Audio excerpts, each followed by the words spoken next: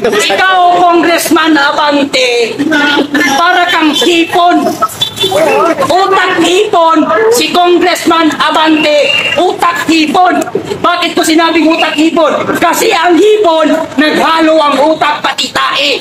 Hindi niya napaghihiwalay ang tama't mali. Akalanin mo, binabaha ang Luzon. Ang palpak na blood control ay nasa Luzon. Ang iniimbestigahan niya, nasa Davao. Magawa sila ng pinakamalaking investigasyon para mahanap at kung sino ang mga nagdako ng kapan ng bayan. Pre Castro, huwag kang magbabububuhan. Huwag kang magbabububuhan. Ha? Kasi magkakasabot kayo eh. Imbestigahan niyo muna ang sarili ninyo. Diba? Kaya hindi ako maniniwala na may patutunguhan ang administrasyon ito at ang investigasyon na ito. Walang patutunguhan ng investigasyon na yan. Kasi kung meron, hindi na dapat investigahan yan. Hindi na dapat investigahan. Nakalabas na sa bansay eh. Yung mga ibang congressman na nagpapakasang sa kaban ng bayan. Nakalabas na sa bansa. Pero ano yung masasabi niya na balita po si Saldi ko ay nasa Las Vegas, na ano naman natin ang Las Vegas lugar po yan ng mga gambling capital po yan. Ano po masasabi niyo at doon siya nandun siya ngayon sa Las Vegas? Ang masasabi ko kay Saldi kasi itong si Saldi ko, matagal ng panahon pa ni BP Sara itong si Saldi ko eh. Itong si Saldi ko kasi masyadong scapular na sa corruption. Natural, andun siya sa mga lugar ng gambling. Kasi ng mga protectorial sila ng mga ganyang mga gawain. Oo. Sir, nakikita niyo po ba na posibleng maging Indonesia ang nangyayari ngayon sa Pilipinas? Yes, of course. Kailangan natin gayahin yung mga Indonesia. Kasi ang mga Indonesian, mga warriors people. Habang ang mga Pilipino naman, mga keyboard warriors. Kaya wag na tayo magpakatapang sa comment section. Sumama na kayo dito mamayang 5:30 sa live. Gayahin natin ang Indonesia. Ang Indonesia, pinabagsak sila ang gobyernong mga korupsyon. Pabagsakin na rin natin ang gobyerno dito sa ating mga korupsyon. Ilang presidente lang dumaan. Ang Pilipinas, palit tayo ng palit ng presidente. Pahirap ang mga Pilipino. Sino ba ang hinihintay nating presidente na maupo? Sino ba ang mamumuno sa atin na hindi korupsyon? Kaya habang maaga pa, lumabas na kayo dyan at kayain natin ang Indonesia. Pabagsakin natin ang gobyernong ito na puno ng korupsyon. Oo, mas maganda yan. Sunugin natin ang bahay ng mga congressman na yan. Gaya ng ginawa ng mga Indonesia. Hindi ako matatakot kahit mamatay ko ngayon. Hindi ako matatakot na mamatay. Hindi ko pagsisisihan na nagsasalita ako ng katotohanan laban sa mga politikong buhaya na yan. Kasi kung walang magsasalita, walang mangyayari sa ating bansa. Kaya magtulungan na lang tayo para mapatalsik ang mga buhaya na yan sa gobyerno natin. Akalanin mo, merong mga taong natutulog na hindi nakakakain? Meron palang mga anak ng kontraktor na kumakain nagkakalaga ng 759,000? Isang kainan lang?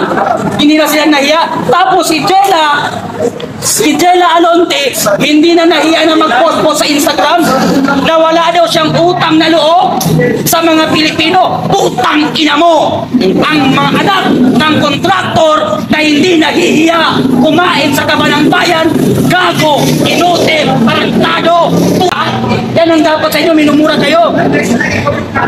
Kaya ulitin ko, sa mga anak ng kontraktor at sa mga kontraktor at politiko ng mga buhaya, gago, inutil, tanga, tarantado. Yan ang dapat sa inyo. Wala kayong karapatang kainin ng kaban ng bayan? Oo, may korupsyon. Dapat tumura pa kasi hindi ka mabubuhay. Pero ang pinagkaiba yun sa ibang politiko, nangungurap pero may nagagawa. Tayo puro kurap, walang nagagawa. Kaya lumabas na kayo, gayahin natin ang Indonesia. Oo, hindi tayo dapat matakot sa kanila. Hindi tayo dapat matakot sa politiko na mga kurakot. Bakit? Hindi sila magiging congressman, hindi sila mauupo sa posisyon kung hindi dahil sa atin. Kinakailangan na tayo. Pag oras na ng botante, pag eleksyon, hinahanap ang mahihirap. Pag ako ang nanalo, ibibigay ko ang lahat ang gusto ninyo. Merong libreng medical, merong libreng bigas. Pero pag naupo ang mga putang inang kurakot na yan, after election, hindi nila tayo naaalala. Hindi nyo ba napapansin? Makso lang ang papasukan mo. drug test, medical, lahat kailangan. Pero pag politiko, kahit walang natapos, kahit drug addict, itinatanggap nila. Kaya ako, agree ako sa panukalang batas ni Senator Robin Hood Padilla na death penalty sa lahat ng mapapatunayan na kurakot at mga positive sa drug. Pero bakit hindi nila ina-aproban? Bakit hindi ina-aproban ng administrasyon ngayon? Kasi alam natin na Pangulo mismo natin, drug addict. Addict. Okay. Kasi ano masasabi niyo dun sa pag-iusap ng mga nagular-gular ni Claudine Go na huwag silang isama na i-target sa social media dahil hindi raw kasali yung kanilang anak sa issue ng problema sa platform. Wow! Pahiya ka naman, Diskaya, Sara Diskaya. Pinakain mong anak mo galing sa nako tapos hindi isama-sama. Pati yung abogado ni Diskaya mukhang tanga eh. Lawyer ka pa naman, hindi ka marunong. Tanga ka ba? Huwag daw isali ang mga anak. Huwag daw isali ang Diskaya. Bakit Diskaya? Ay, ewan ko. Bakit ba Diskaya ng rakot? Tanga ka ba? Kaya hindi kasalanan ng tao. Huwag mong sisihin ang mga tao na mga Sara Diskaya ang kanilang inaatake ngayon. Bakit? Habang may mga taong walang masakyan, habang may mga taong lumulusot sa baha, kahit kapi wala sila, natutulog silang walang kain, abay meron palang pamilya sa likod ng bandang yun na nagpapakasara sa taban ng bayan. Ito na lang, mensahe po kay Sara Diskaya. Ayon po sa isang vlog, yung ay nakapaanak po siya na sa Hanoi sa Vietnam. Oo. So, ibig sabihin, guilty talaga siya. Ito ang mensahe ko sa'yo, Sara Diskaya. Kung hindi ka guilty, bakit pinapailangan mong lumabas pa ng ibang bansa?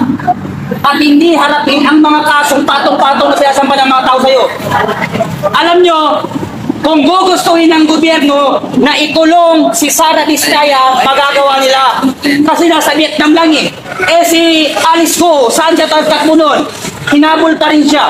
Kung papipiliin ako kay Sara Diskaya, pati kay Alice Go na Chinese, mas pipiliin ko si Alice Go. Bakit? Si Alice Go, sa kanyang nasasatupan, marami siya natulungan, nagpatayo ng eskwelahan, namimigay ng ayuda. Si Sara Diskaya, nangungurakot ang kaban ng bayan, sila lang nagpapakasarap, habang ang mga taong bayan, nagugutom.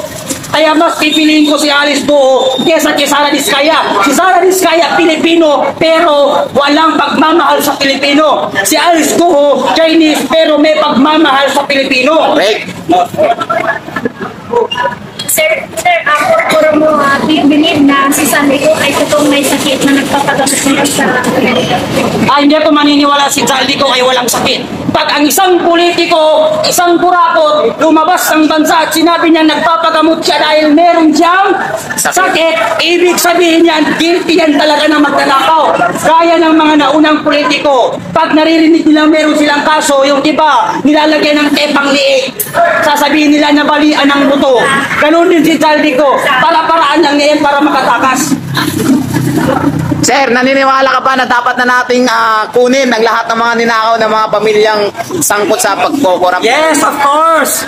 Kailangan nating bawiin ang lahat ng kayamanan ng kaban ng bayan na ninakaw at kinain ng mga politiko at ng mga kontraktor na yan. Karapatan nating ungkatin yan. Karapatan natin imbestigahan yan. Karapatan nating hanapin kung saan napunta as a taxpayer. Lahat tayo nagbabayad ng buwis at pinakain lamang nila. Kaya dapat nating bawiin ang lahat ng mga ninakaw nila. Kailangan maibalik yan sa kaban ng bayan. Yan ang dapat nating gawin. Sir, ano naman masasabi mo kay Benny Abante? Okay, ito ang mensahe ko.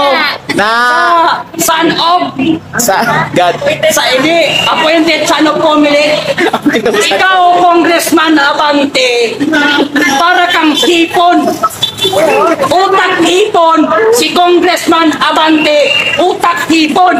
Bakit ko sinabing utak hipon? Kasi ang hipon, naghalo ang utak pati tae. Hindi niya napaghihiwalay ang tama't mali. Akalanin mo, binabaha ang Luzon. Ang palpak na blood control ay nasa Luzon. Ang iniimbestigahan niya, nasa Davao. Gago! Tanga! Akalanin mo ang palpak na flood control nasa Luzon? Ang palpak na budget, eto ngayong administrasyon ni BBM, Tapos, ang linubog ng baha, Luzon, ang iniimbestigahan, Davao. Tanga ka ba? Hindi ko alam kung paano nanalo yung appointed sa ng COMELEC na yan eh. Hindi naman binoto ng tao, pero naupo. Nakakahiya. Oo. Kaya namin sa'yo kay Abante. Utak sipon, nagalo ang tayo, pati utak. Hindi na kayang pag-iwalayin ang tama't mali. Yun lang. Sir, opinion mo na ayaw niyang ipatawag si Magalong doon sa Senate, doon sa House of Representatives. Sino? Ayaw niyang ipatawag si Mayor Magalong. Ni Abante. Ayaw niyang ipatawag. Bakit kaya ayaw niyang ipatawag? Kasi marami na silang ginagawa pa. Wow! Abante, wag kang duwag!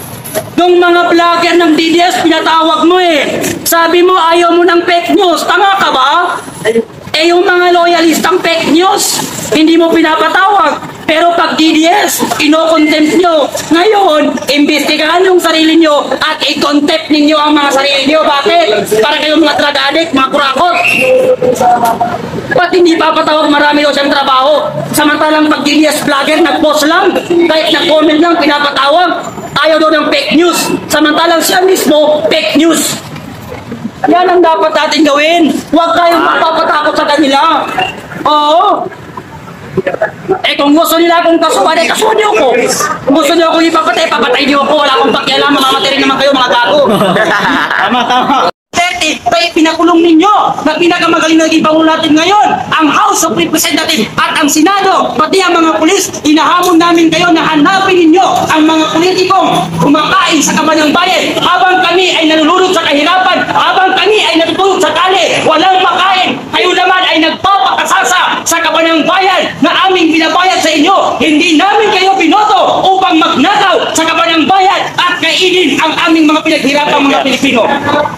Kaya tinatawagan ko ang lahat ng kababayan kong Pilipino na sumama dito sa Etas Ride mamayang 5:30 at ipakita natin sa mga politiko na hindi tayo natatakot sa kanila. Tayo ang nagboto sa kanila sa mga posisyon nila. Tayo rin ang magboto pa sa kanila sa mga posisyon nila dahil sa ginagawa nilang pagdanakaw sa ating mga pera dito sa kaban ng bayan. Saan na napunta ang flood control? Noong humihingi si BP Sara ng budget sa gobyerno ng Pilipinas, tinutuliksa at iniimbestigahan habang ang ating mahal na Pangulo na si Duterte ay ipinakulong nila nang hindi man lang sila dumaan sa due process. Ngayon, sasabihin ng tagapagsalita ng Malacanang na si Claire Castro na dumaan sa due process ang pag-imbestiga. Imbestigahan nyo muna ang inyong mga sarili bago si BP Sara at ang taong bayan. Imbestigahan nyo muna ang mga sarili nyo dahil alam namin na mga Pilipino na magkakasabot kayo sa pagkain sa flood control ng ating bansa na yan. Ang mga tao ng mga diskaya habang sila ay merong ilang sasakyan,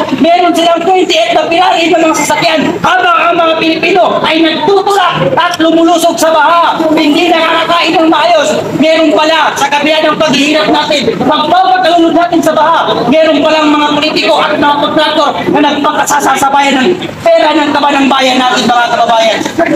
Kaya ngayon po, andito kami sa Etas Ride upang ipakita sa mga tao na yan. Sila Jela Alonte na hindi na nahiya sa pag-reflex ng mga yaman nila. Mahiya naman kayo mga anak kayo ng kontraktor, mga anak ng congressman. Hindi kayo nahihiya na piniflex nyo sa social media ang inyong mga kayamanan na galing sa nakaw. Hindi ba kayo nahihiya habang kayo ay kumakain na nagkakahalaga ng 759,000 na pera habang ang mga Pilipino ay nagugutom? At ang pinagmamalaki niyong mga kayamanan ay galing sa nakaw, galing sa kaban ng bayan, galing sa korupsyon. Kaya mga Pilipino, lumabas tayo at huwag tayong matakot magsalita dahil bawat isa sa atin ay may karapatang magsalita. Dahil kaban ng bayan ang pinag-uusapan dito at taxpayer tayong mga Pilipino. Lahat tayo nagbabayad ng buwis. Kaya dapat natin ungkatin at ipalabas kung saan napunta ang mga flood control na ninakaw ng mga politika at mga kontraktor na yan. Maraming salamat po. Thank you. That is.